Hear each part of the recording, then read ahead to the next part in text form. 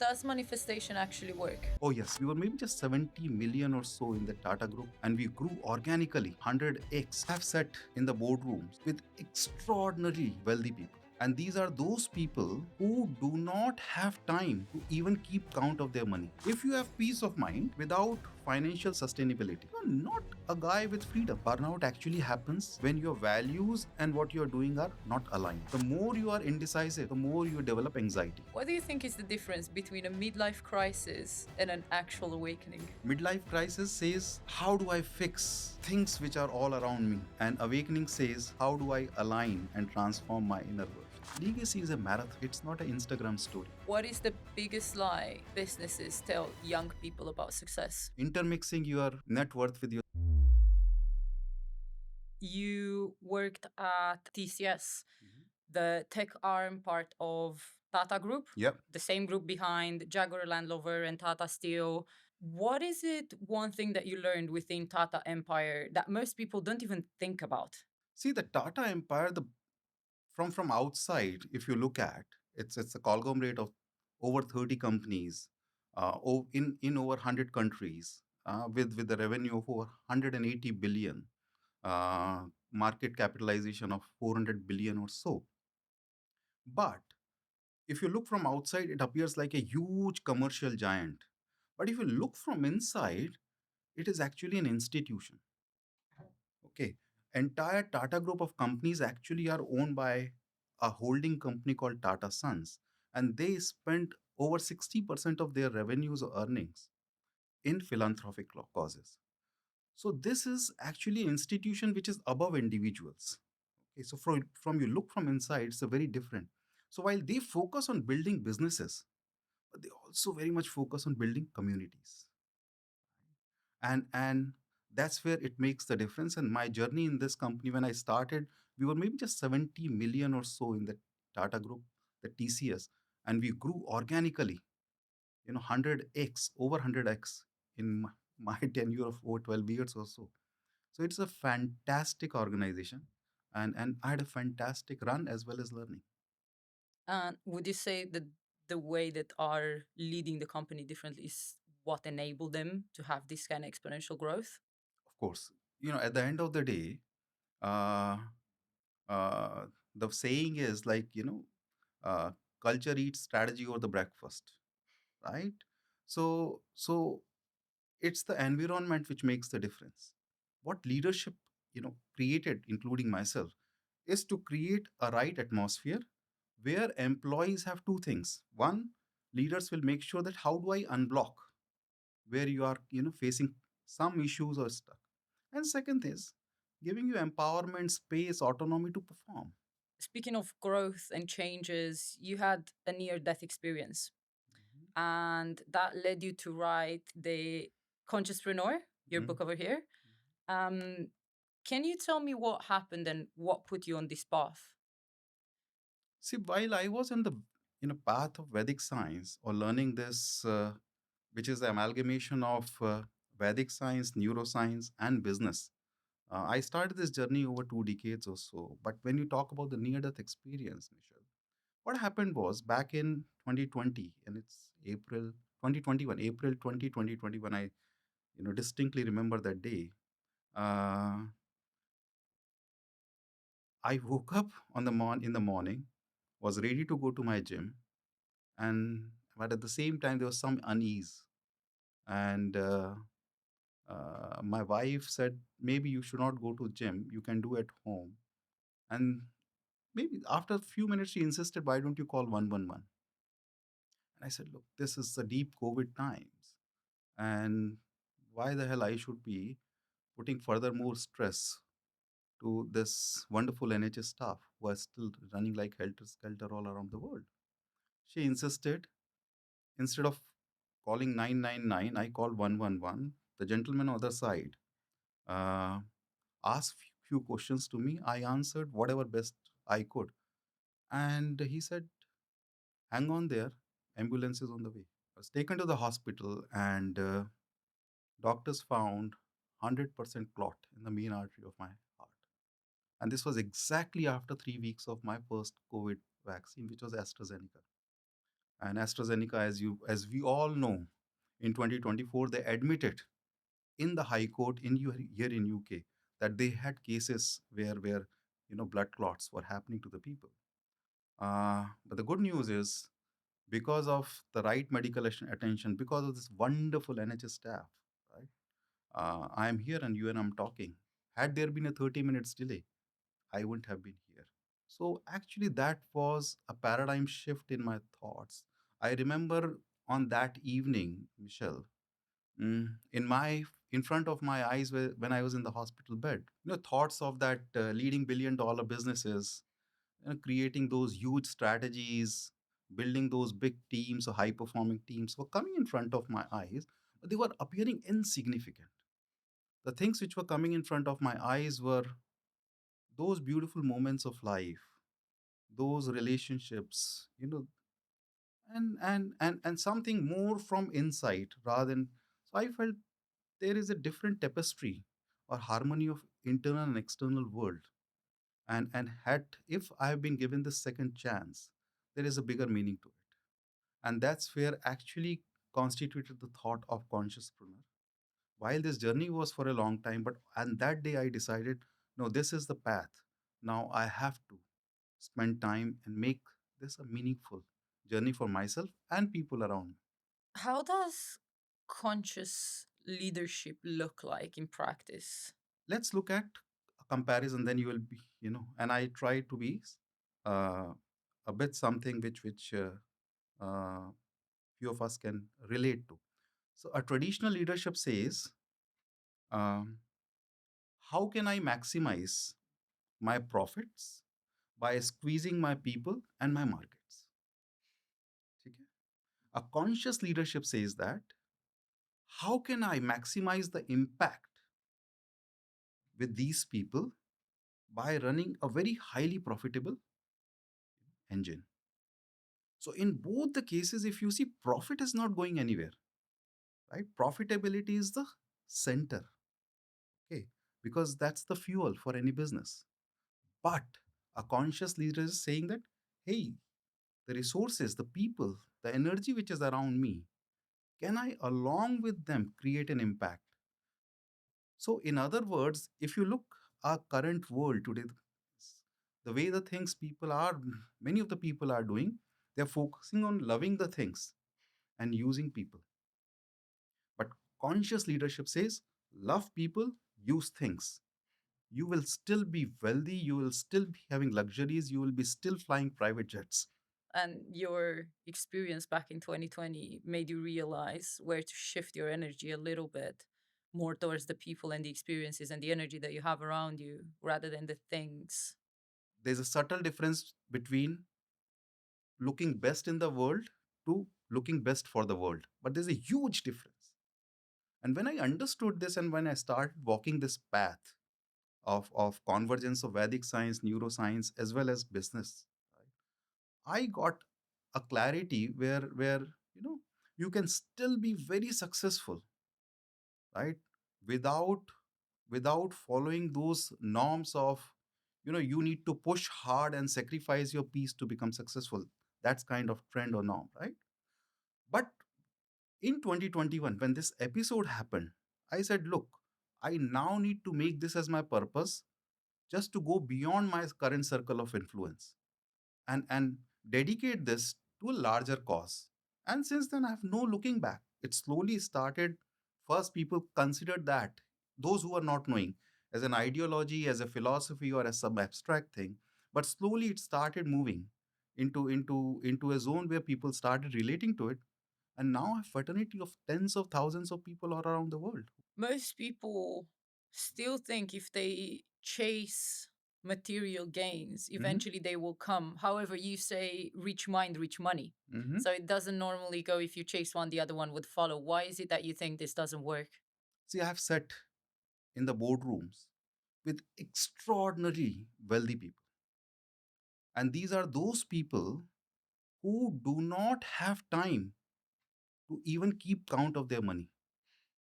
But these are those people who count every minute of their sleepless nights.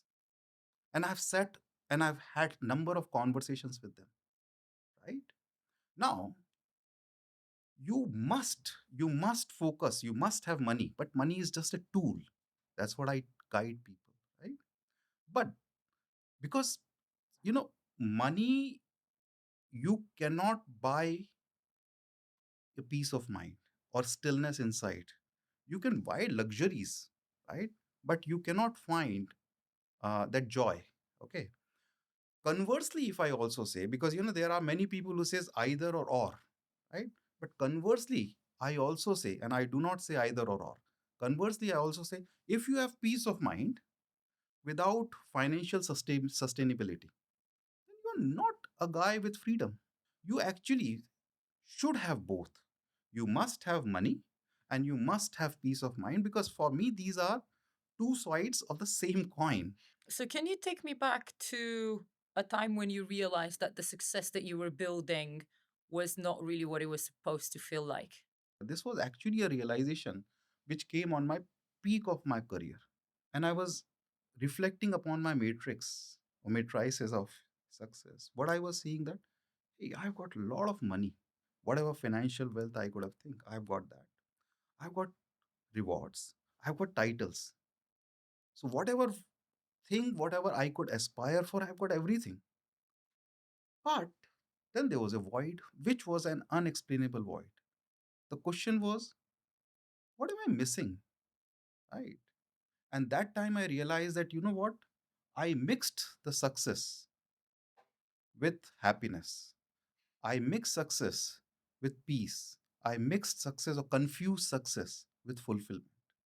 Because the traditional way of defining, defining success by default, the way the society defines, is just focusing on one paradigm, which is like relentless professional pursuit or business pursuit. But in that process, what I realized that you miss out purpose, peace, and presence. Okay, and I also clearly realized that in this race, uh, which is relentless professional pursuit race, I'm missing out my personal growth, my social connections, and my spiritual well-being. And at that time, it was not any time where I was, falling behind, failing behind, or but it was at the peak of my career. And when that realization came, then there was no turning back. You realized that there was no balance or harmony between these. That's right. That's right. That's right. See, the way I put it, and very simplistic term where we have defined the entire consciouspreneur model or paradigm as well. You have two worlds. The two worlds are your external world, where external world is what? You have your professional world, where you want to be as productive as possible, right? And then you have your social world, where you want to appear as dynamic as possible, right? So these are to your outer world. But then you have your two inner worlds as well, right? To whom you speak most? You speak most to yourself, right? When you are alone. Okay. And those inner worlds are, when you are in the personal space, what do you want? You want happiness. But when you are connected with, and everyone gets this thought in terms of the larger, ecosystem, or uh, why am I here, or who am I, and so kind of thoughts. You need peace. So you have external world and you have internal world. But in the process of looking extremely good in our external world, most of us have compromised our internal. And that's where, I started Consciouspreneur with, after a lot of thinking, because I have visited almost all major countries around the world. I've met almost all cultural, diversities and people's ambitions and thinking and liking and disliking in terms of emotions as well as intellect. But where I found was the commonality was everyone was following the external world aspect, but everyone wanted to talk about internal world, right? And that's where we said we have to bring harmony. We have to bring that bridge. Most people think that life comes at them, not from them. Mhm. Probably why they prioritize the external world so much. Um, but when you start rebuilding yourself, your mindset, your belief system, what was the hardest limiting belief that you had to dismantle? One of the biggest challenge which I had was the notion or thinking of that I am my achievement. I am my achievements, i.e., connecting my net worth with my self worth. So that was, one of the biggest, because that's how my mind was conditioned by this society.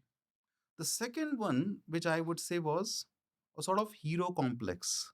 When you grow up and you become directors, vice presidents, senior vice presidents, and of large conglomerates and handling tens of thousands of people or business units and team, somewhere you start feeling yourself very important, right? And in that process, you feel that uh, there's a lot of dependency around me, right? That ego or that kind of so that was another thing which was difficult for me to let go.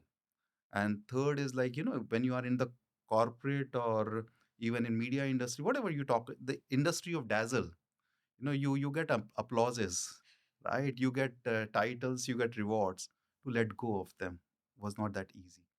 But you know when I started working on my so-called internal algorithm, which for all the humans almost on the planet is outdated at the moment. Okay, that's where I started rewiring my thought process, rewiring my entire mindset or outlook, and then things became very easy. Those all things were important, which I talked about a bit before, but they were irrelevant. If they are there, that's fine. And if I put an analogy, when you and I were, for example, very young kids, for us, those toys were our biggest treasure, right? But when we started going to the school or unis, they were there. They were important. They were there, but they weren't something which I want to be possessive about it. So that's the change which I experienced in myself. So all those titles, all those rewards, all those dazzlement, it's fine, but that doesn't affect me now, which it used to earlier. You speak about upgrading the human algorithm, and Mhm. that is very outdated.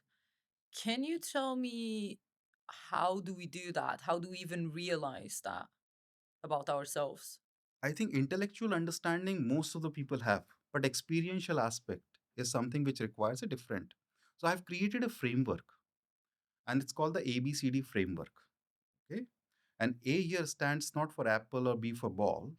A here is for awareness, B for breathing, C for choices, and D for discipline. Okay. And and before I come to explain these, since you spoke about why do we say that our human algorithms are outdated, if you really look at, we normally react either to fear, to scarcity, or survival. Our DNA was created as far as the fear, running away from the lions and tigers. Where are they? Scarcity was of food, of water. Survival instinct was for everything is available. But we still are in that zone when it comes to our algorithm. Survival mode. Survival mode, right? Survival mode, comparing mode, so on and so forth. So here what we very methodically, it's a very scientific exercise. We strengthen and raise your internal awareness level for A. So, and there are specific exercises, there are methodologies, and you are taught in that, and then you are practicing that. B here is the conscious breathing to reset your nervous system, because our autonomic nervous system get into a zone of parasympathetic and sympathetic, which you call rest or digest or fight or flight in a simple language. But how you consciously reset it and reboot it is the conscious breathing which we teach. See here is choices, and choices is all about evaluating from a zone of clarity, because something happened. You and I am talking, somebody barge in here. You and I have a choice. Choice number one is, hey, how could you dare to come in? And choice number two is, seems he has come or she has come by mistake. Let's check. Choice number one is by ego, because we are having a important conversation here. And how dare you come over here? Right? Choice of clarity is, seems that someone has a issue. So that's where the C comes. And D is to keep the sacred discipline, right, about your internal operating system. So it's a very methodical process where individuals go through and they come out with transformed thinking. I have, few, because I take only um, either the startup founders or CXOs who work closely along with me. But because those people, knowledge is never given, it's always taken. So those who are ready to do this, right, they work along, and it's not an overnight process. It's a gradual process. Can I take you back to the choices and being conscious of them? Hmm. Because before you have that choice externally, before you decide to shout at someone or ask them if Hmm. there's a problem, if they just barge in, you take that choice internally. Am I going to react or respond to this? Hmm. Which I think it's much easier when you are conscious of it than when you are in touch with yourself. But on a day to day, we go on automatic pilot so much. How do we bring ourselves back to being aware rather than being in autopilot? So first is working on your intentionality aspect of awareness. So that's where I said raising your awareness level and then strengthening. See, if you look at the game of lawn tennis, or even at the moment, yeah, lawn tennis happened, Wimbledon got finished a couple of days before, and World Cup, football or soccer, whatever you call, is happening at them. There are few shots. In tennis, there are maximum four shots, right? Serve, volley, right? Smash, and so on and so forth. And in football as well, there is one ball, and there are hundreds of thousands of people who know how to kick the ball, Mhm. right? What is the difference? The difference is practice, practice, practice, practice, practice, right? So here, when we talk about how do you, and this is skill. People think that this is a gift. So we develop the skill of raising your awareness level. We develop the skill of consciously improving your breathe so that you are more towards the parasympathetic side of your neurosystem. And when you are on the parasympathetic side and it all works with the nostril and how the nose and the breathing is coming out, very simple methodologies, but simple does not means easy. Once you practice those, then you come to a zone which becomes automatic in terms of, do I need to exercise a choice of ego or do I need to exercise a choice of clarity? You said also indecision is the illusion of safety. The more you are indecisive about something, right? One is you are stagnating the issue. Okay. The second is you're depleting your energy. I'm talking for intangible. Third is you're slowing the momentum, right? Fourth is the more you are indecisive, the more you develop anxiety, right? So indecision actually gets triggered from ego. Ego of playing safe is Mm. indecision. Ego of playing safe is indecision, which is the most expensive mistake people do. Okay. And to move into the zone of clarity is, don't react. First, be still, observe the situation without judgment. Because things outside you cannot change. Outside you, in somebody sitting and saying bad words to you or I, you and I cannot control that. But of course, I have 100% control on my response, right? So that's where the game is, that indecision, if you are delaying it, you're not helping yourself. And that's where I call the illusion. To quote another one of your beliefs, Mhm. are you the mountain or are you the weather? Mm.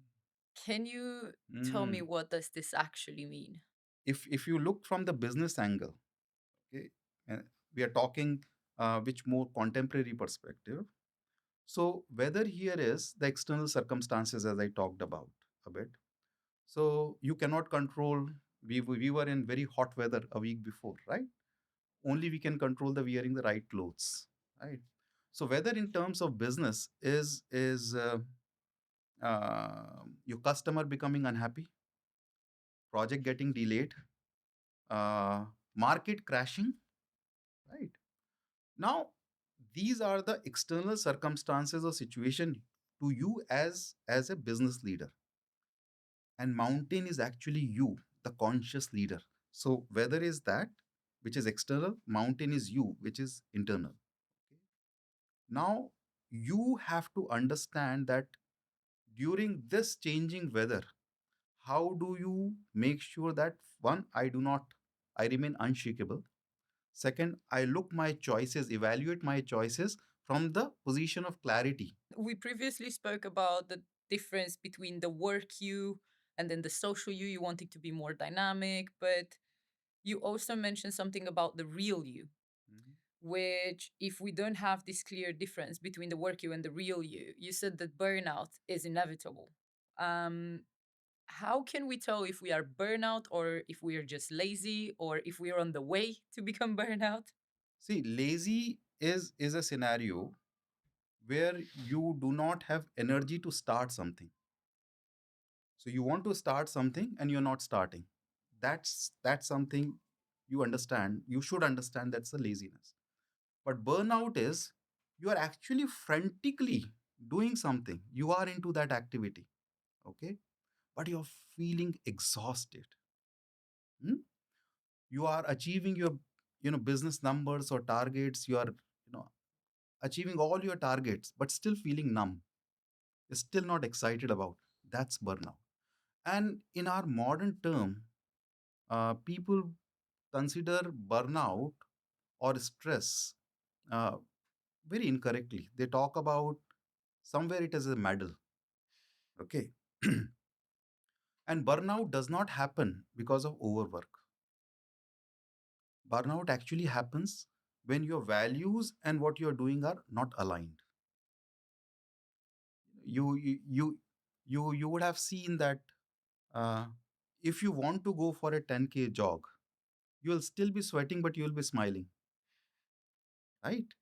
So because you're aligned, your internal system was looking forward for that 10K run. So that's where the difference comes when you are talking of burnout, when you are talking of laziness, and how do you understand or try and find out that, yeah, this is the case at the moment happening. It's about checking in with yourself and really feeling that awareness of how do I feel today? Many a times we feel that situations when they are not working around, they are, everything is miserable around me. The normal reaction is, how do I react, or how do I be angry, or how do I run away from this scenario? Because that's where our neuroscience is. That's where the sympathetic nervous system gets clicked in. The adrenaline starts pumping in. But at that time, if you are able to become aware of what is happening around you, not as an actor who is trapped in that manuscript, but as someone who is an aware witness watching this drama around. The moment you take that step back, observe without judgment, you starts getting solution. I'm a very strong believer that you will always find a solution. Yeah. Every problem has a solution. You just need to look for it. And a lot of the time, you can't really see it when you're too close to the situation. So, the way I like to put it is like having a bird's eye view. You just distance yourself from the situation to see everything how it actually is. And usually that's where the solution is coming from. The most successful people, they are extremely good in zoom in and zoom out situation, to a point which you said. So I will zoom in and look at what it is, but I'll zoom out quickly as well to look at the bigger picture. Okay. And then assess. That's the one very, very powerful habit which can make you highly successful, Michelle. Well, apparently, very unconsciously, I was doing that.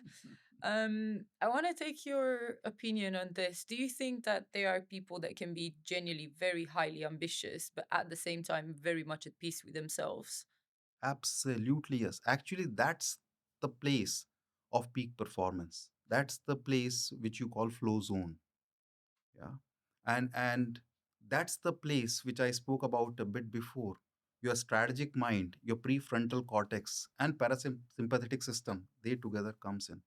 So unless and until you are at peace, uh, in the present moment. Okay? You cannot perform at your peak because past is dead, future isn't born. But to be in present is something an art, because the way the machine within the between the 2 years has been constructed is to always dwindle between future and past. Right now, this is the architecture of the machine. But there are manuals and there are ways for it to be brought in present. And once you have that, yes, so you have to have peace. And those genuinely ambitious people first practice towards making their mind still. I'm one of the few people Mhm. that is rather enjoying a bit of a longer journey while I'm at peace rather than enjoy the hustle culture and the hermit life. It's something that I could never really find myself doing. Because I think most of your life you're in the process. I think your goals are changing because the second you reach a goal, you're on to the next one Absolutely. and on to the next one, and then your goal will be financial, or then your goal will be to have a family or to move to a new country. So you will always be in the process of doing something. Mhm. And then if you think that once you reach it you'll be happy, and then you're in a rush to reach that goal, then you're never going to enjoy the process. However, the process is where you spend most of your life. So that's how I look at things, and I think you have to be at peace with who you are and your timing and where you're going. Otherwise you're never going to find that kind of peace. Very beautifully said. Yes, I do agree with you 100%. Can I ask you, how do you think that we find our purpose? Linking to what you just spoke a minute before, uh, first of all, you have to love the process, and your goals or your priorities or your ambitions do keep evolving. If I don't use the word change, so for you to find the purpose, first you have to look at what is your highest competency. Don't bother about, as you somewhere said, I don't like to be a hermit or I don't like to be in the hustle, right? So so understand what is your highest competency. And highest competency, one can have photography, for example, their highest competency. Someone is very good in making wealth. Someone is very good in having 20 patents in their name, for example, right? Knowledge in that category. So find out what is your highest competency and its intersection point with your value system, or linking to something which you enjoy doing for humanity. Once you have found that intersection point, you have got your purpose. If you would have to mentor a 25-year-old entrepreneur today, what would you tell them that they should obsess over right now? And what is it something that they should completely ignore? One, in terms of this obsession, they should be absolutely obsessed about their core competence. Hmm? uh, they should be very, very paranoid and obsessed about their stakeholders. Can you explain a bit more about that? Yes, I never use the word customers, I use the word stakeholders. So stakeholders can be your employee, can be your partners, can be your customers. That's your ego. So very, very clearly, the touch points of yours as an entrepreneur, you should be absolutely paranoid. When I say paranoid, very, very clear about how do I match the wavelength, right? So that's the second. Third is internal self mastery. Okay? You need to be unshakable, the way we talked about mountain, and weather as an example. So these are two or three things which I would tell to that entrepreneur who is a young and who wants to do something. The things which you shouldn't bother about is, one is these vanity metrics on social media. Second is this overnight success narratives which goes around the world, which confuses, rather creates imposter syndrome. Comparison, don't compare. You are who you are. Okay. And if you want to create legacy, because you took an example of an entrepreneur, if you want to create a legacy is a marathon. It's not an Instagram story. What do you think is one human skill that will become extremely valuable because of AI, and also one human skill that is slowly becoming worthless? Anything which is repeatable, Hmm. which does not involve critical thinking and problem solving, will become redundant very quickly. One can think of faster than that. The things which will become extremely premium: compassion, uh, problem solving, critical thinking. In summary, in this age of AI, humanity will become a premium thing. I'm talking of humanity, Being being human. human. Because so far, what we had been doing, we want to become, we want to become wealthy, we want to become this, we want become. So we are not human becoming, we are human being. So as long once you understand that, that's where the, because AI will do everything, right? So AI will handle the logics, consciousness will handle the wisdom. That's where humanity comes into play. And uh, inner stillness will be a superpower. Mm. And I spoke a bit before, uh, being human or having those skills will become actually an ultimate competitive advantage. Manoj, thank you so much. But before I let you go, I have some fire questions for you. Uh-huh. You can answer to these in either one word or a sentence. Okay. Does manifestation actually work? Oh, yes. If your intent, internal intent, is aligned with your discipline and the conscious actions, manifestation works 100%. What is the biggest lie that businesses tell young people about success? Intermixing your net worth with your self worth. Ego or fear? Which one do you think is worse? Ego, undoubtedly, because ego blinds you. Fear still makes you hesitating. What is one thing that successful people say that it doesn't matter? However, they very much value it. Deficit of their inner peace. What do you think is the difference between a midlife crisis and an actual awakening? Midlife crisis says, how do I fix things which are all around me? And awakening says, how do I align and transform my inner world? And lastly, how do you think we can find our purpose in life? Just look at the intersection point of your highest competency to what human purpose or human service you want to. You will find it. Thank you so much for joining us today. Thank you so much for having me.